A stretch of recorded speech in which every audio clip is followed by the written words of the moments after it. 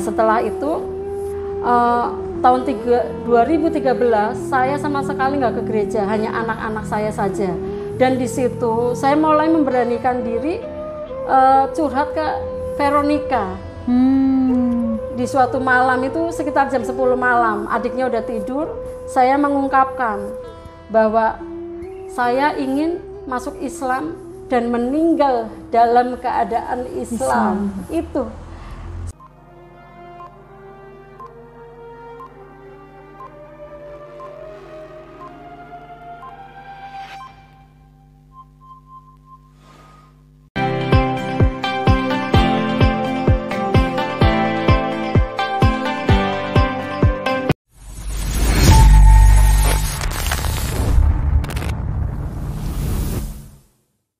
Bismillahirrahmanirrahim. Assalamualaikum warahmatullahi wabarakatuh. Alhamdulillah, hari ini saya bersama seorang mu'alaf yang bernama Eli Sumawati.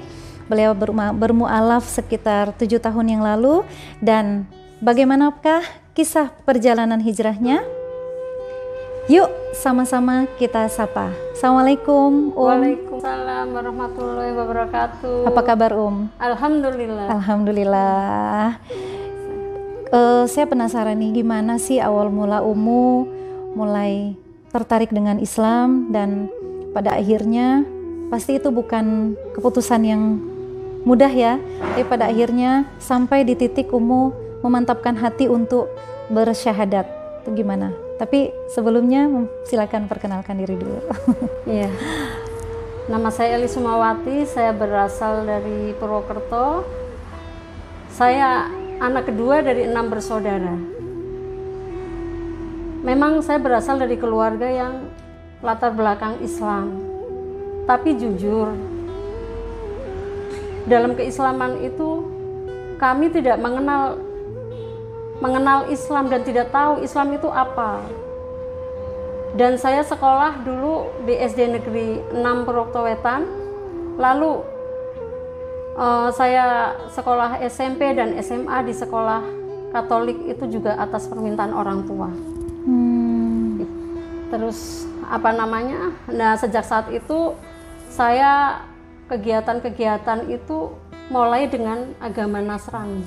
Karena doa dan segala macam itu mengikuti peraturan agama tersebut. Jadi SMP Katolik, lanjut SMA Katolik 6 tahun. Dan saya jujur saja, selama saya jadi orang Islam itu saya nggak pernah menjalankan syariat Islam, nggak ngerti sholat yang wajib itu gimana, terus puasa untuk apa, terus kita sholat itu tujuannya bagaimana, untuk apa, kita belum ngerti. Dan sama sekali nggak ngerti Islam tuh harus bagaimana. Jadi seperti bukan Islam ya, hanya nama aja. Hanya nama saja. Dan saya sendiri tidak tertarik dengan Islam saat itu. Apalagi kalau orang puasa Ramadan pada mereka senang gitu ya, saya nggak suka. Kok untuk apa kita nahan lapar, haus gitu ya. Terus buat apa? Susah-susah gitu kan. Jadi dengan latar belakang itu saya meyakini dan saya percaya diri bahwa saya memutuskan menjalani dengan tekun agama Kristen itu. Dan saya mulai sedikit-sedikit ke gereja, ngikutin. Kebetulan juga saya ketemu jodoh juga orang Kristen. Terus kita nikah ke gereja, ya nikah gereja juga gitu. Akhirnya saya betul-betul memutuskan seorang Nasrani pada saat itu. Karena betul-betul di dalam hati saya, jiwa saya nggak menyukai, saya nggak suka, dan saya jauh tidak mengenal tentang Islam, apalagi Allah. Walaupun latar belakang orang tua Islam, itu seperti itu. Jadi saya memutuskan sendiri untuk beragama Kristen, dan pada saat itu memang keluarga nggak ada masalah. Mendukung. Iya, mendukung, dan pokoknya nggak ada masalah, biasa aja. Karena mereka pikir ya memang agama semua sama. Seperti itu. Nah, sejak saat itu saya mendalami agama Katolik. Saya sukanya pakai pakaian yang mengumbar aurat, jujur saja. Saya suka yang seksi, yang modi, berpenampilan yang pokoknya jauh sekali dari Islam. Dan pada saat itu saya menjalankannya nggak ada apa namanya beban, betul-betul menikmati gitu. Jadi nggak ada rasa bersalah bahwa saya pindah memilih agama Katolik itu atas dasar kemauan sendiri, nggak ada rasa bersalah seperti itu. Dan saya jalani, kebetulan saya menikah dengan orang Katolik juga, dan saya hijrah ke Ambon, ke Maluku Tenggara. Saya di sana menjalani kurang lebih 20 tahun. 20 tahun dan saya aktif di gereja. Lumayan lama ya? Lumayan lama. Saya 20 tahun itu saya betul-betul sudah nggak memikirkan Islam yang gimana-gimana, nggak, udah lagi. Pokoknya udah nggak ngerti, murni, udah Katolik. Udah Katolik. Dan saya berusaha mendalami, walaupun ada kata orang sindiran-sindiran ya, bahwa masuk Katolik itu murtad, masuk Katolik itu nanti masuk neraka, seperti itu. Tapi saya punya keyakinan enggak, nanti Tuhan Yesus tolong saya. Ketika itu seperti itu. Keyakinan saat itu, ketika saya masih beragama Katolik, bahwa Allah itu maha baik, Yesus itu maha baik. Nanti saya mungkin di agama Islam saya masuk neraka, tapi di agama Katolik saya masuk surga kok. Saya ditolong sama Yesus. Saya ditolong sama Allah Bapa di surga. Itu pada saat itu saya berpikiran seperti itu. 20 tahun itu saya Katolik betul-betul menikmati. Saya aktif di gereja dan ada kegiatan-kegiatan di gereja ketika misa itu seperti kita hari Minggu datang ke gereja itu mengadakan ibadah. Kalau di Katolik namanya misa gitu ya. Iya, itu hampir 2 minggu sekali itu saya maju ke mimbar untuk membaca kitab suci di situ. Saya sering baca doa umat juga. Saya akrab dengan para pastor, suster, biarawati. Kebetulan bapak mertua saya yang dulu kan ketua Dewan Gereja Maluku Tenggara di Ambon, di Tual Maluku Tenggara itu. Jadi rumah juga dekat dengan gereja. Jadi pada saat itu memang ya nggak ada beban sama sekali, pikirannya baik-baik aja gitu, nggak gelisah gitu, nggak, masih umuran masih berapa ya, 20, 25 gitu kan, masih 25 semangat ya. 25 menginjak sampai 30. Itu betul-betul itu semangat sekali menjalankan ibadah secara Katolik waktu itu. Berarti saat itu bahkan nggak terfikir sedikit pun untuk pindah ke Islam ya? Belum. Nggak ada sedikit pun bayangan. Nggak ada. Terus ada teman saya juga nanya sempat gini, loh kok Mbak Eli, itu kamu tahu kan orang Islam kalau kita di Katolik, di Kristen ini kan Yesus itu nggak didoakan, udah otomatis di surga dan menyelamatkan kita nanti. Nah, kenapa Nabi Muhammad itu didoakan, harus didoakan, berselawat, berselawat. Apa nggak ada jaminan dia ke surga gitu kan? Nah, pada saat itu karena saya nggak tahu. Obrolan sesama ini seperti itu ya. Itu seperti itu saya. Jadi betul-betul ya, itu masing-masing punya keyakinan. Pada saat itu saya mendalami betul-betul Katolik dan tidak terlintas sedikit pun untuk pindah ke Islam, nggak ada. Apalagi dengan rumah tangga dan anak, dikarunia 2 orang anak yang sehat, laki-laki dan perempuan lengkap ya. Jadi dengan mikir saya pindah agama nanti berantakan, saya harus kehilangan anak-anak dan lain sebagainya. Jadi saya nggak mikir tentang ke arah sana. Yang saya jalankan itulah keyakinan saya pada saat itu. Saya jadi penasaran nih Om, sebegitu yakinnya, sebegitu enjoynya menjalankan agama yang sebelum Islam, gimana ceritanya sampai mulai tertarik dengan Islam? Pada saat itu saya bercermin, ada uban 1 di rambut saya.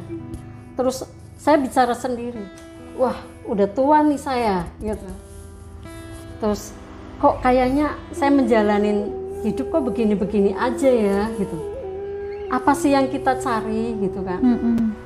Nah, mulai pergumulan batin, tapi saya belum mengerti Islam, belum ada kepikiran. Terfikir pun belum. Belum. Cuma mulai ada rasa ketakutan menuju kematian. Bahwa dengan tumbuhnya uban itu saya berarti udah mau tua nih. Betul. Gitu. Bentar lagi tua nih gitu. Insya Allah. Terus saya di situ mulai berpikir tentang kematian. saya berpikir tentang kematian, itu saya sering bergumul di dalam hati saya sendiri ketika saya duduk, ketika saya sibuk, melamun gitu. Saya sering bicara sendiri, bicara sendiri dalam arti itu saya tuh apa ya, hidup saya udah bermanfaat belum ya? Saya tuh mau ngapain ya? Kok gini-gini terus ya gitu? Karena jujur saja pada saat itu hidup saya betul-betul bebas gitu. Bebas bahkan saya tidak ngerti halal haram. Saya tidak ngerti, tidak tahu apa, pokoknya begitu bebas gitu. Terus saya tumbuh uban itu, saya berpikir tentang kematian. Dan saya sering sekali terlintas tentang kematian, apalagi kalau ada berita orang meninggal. Itu saya sering kayak ketakutan, gelisah. Di situ gelisah saya kayak, ya Allah. Tapi pada saat itu saya belum menyebut nama Allah, tapi ya Tuhan, saya kelak meninggal dengan kondisi yang bagaimana, seperti apa gitu. Itu sering sekali saya berpikir tentang kematian. Dan ketika itu tahun 99, saya dikejutkan dengan berita bahwa bapak saya meninggal dunia. Yang mana memang saya udah mulai gelisah tentang kematian gitu kan. Tentang kematian saya udah mulai gelisah. Terus saya mendengar berita bahwa bapak saya meninggal. Dan saya terngiang guru SD negeri saat itu mengatakan tentang bahwa doa yang beda agama itu tidak akan sampai gitu. Saya pendam berpuluh tahun lamanya di dalam hati saya. Saya sering menangis, ya Allah, pada saat itu saya sering menangis, saya sering bingung, saya mendoakan cara apa gitu. Bagaimana caranya ya? Sementara saya mendoakan secara Katolik, menurut Katolik nggak ada masalah. Tapi secara Islam menjadi masalah karena tidak sampai. Betul. Itu yang menjadi pergumulan batin saya yang pertama ketika berita meninggalnya almarhum bapak saya, hati saya itu mulai guncang. Nah, pernah saya dengar juga sempat benci dengar azan ya. Iya. Pada akhirnya ketika dengar azan nangis. Itu pernah. Saya pernah menganggap itu bahwa azan itu mengganggu Tidak semua orang kan memeluk agama Islam gitu ya. Tidak semua orang menyukai Islam gitu. Jadi kalau dengar azan, dengar suara orang ngaji, orang ceramah, nggak nyaman. Iya, nggak nyaman, rasanya kayak seperti apa ya, rasanya pokoknya nggak suka aja gitu ya. Terus nggak suka lihat orang yang berkerudung gitu. Walaupun pernah saya mencoba ketika mau memutuskan bahwa saya betul-betul memutuskan Katolik, itu saya pernah mencoba berkerudung juga. Tapi hanya nggak bisa lama. Iya, percobaan itu nggak lama. Terus saya memutuskan untuk menjadi Katolik itu. Nah, seperti itu. Jadi pada saat itu dengan peristiwa kematian almarhum bapak saya, terus saya jadi kembali memikirkan Islam. Terus karena apa? Karena saya ingin mendoakan almarhum bapak saya gitu. Saya ingin sekali. Ditambah lagi tak lama kemudian kakak saya meninggal. Nah, dari situ saya mulai memikirkan Islam. Mulai memikirkan Islam, mulai bagaimana caranya mengingat kembali bahwa orang Islam tuh harus sholat, harus ngaji. Nah, di situ baru saya nangis dengar suara azan. Saya mulai nangis,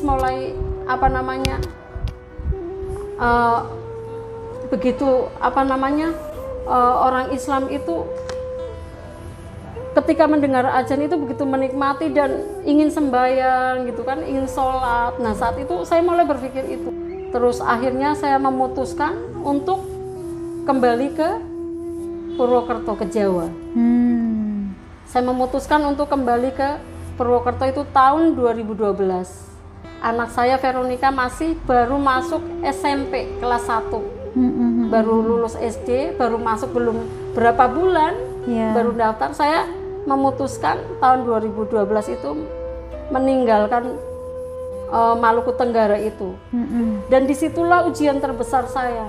Saya harus memilih apakah suami dan anak-anak serta harta saya, atau saya memilih agama Islam. Iya, akhirnya saya memutuskan saya untuk pulang ke orang tua tanpa membawa apa-apa.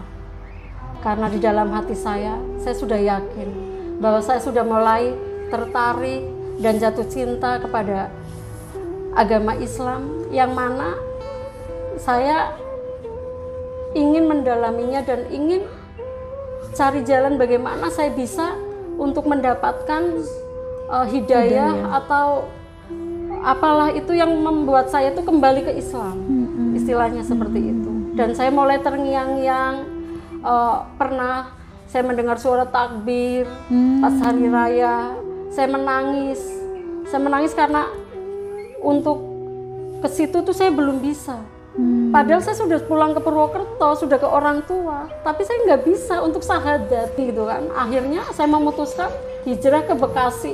3 bulan saya tinggal sama kakak ipar saya dan saya memutuskan hidup sendiri dengan anak-anak. Saya ngontrak di Bekasi di sebuah tempat yang sederhana sekali. Saya sengaja membawa anak-anak ke situ. Di situ tahun 2013. Nah 2012-nya saya masih ke gereja nih, tapi 2013-nya udah saya sama sekali nggak pernah ke gereja lagi. Hanya anak-anak saya. Anak-anak saya itu suka ngajak, Bunda kita ke gereja. Ya anak-anak, kalian ke gereja aja, Bunda di rumah aja gitu. Karena untuk menceritakan itu, Veronica masih SMP pada saat itu. Nah udah gitu masih kebawa dengan agama yang lama, agama sama tantenya, apanya semua udah diwanti-wanti kan. Untuk apa tetap kekeh gitu kan, teguh pendirian seperti itu. Nah setelah itu tahun 2013 saya sama sekali nggak ke gereja, hanya anak-anak saya saja. Dan di situ saya mulai memberanikan diri curhat ke Veronica. Di suatu malam itu sekitar jam 10 malam, adiknya udah tidur, saya mengungkapkan bahwa saya ingin masuk Islam dan meninggal dalam keadaan Islam. Itu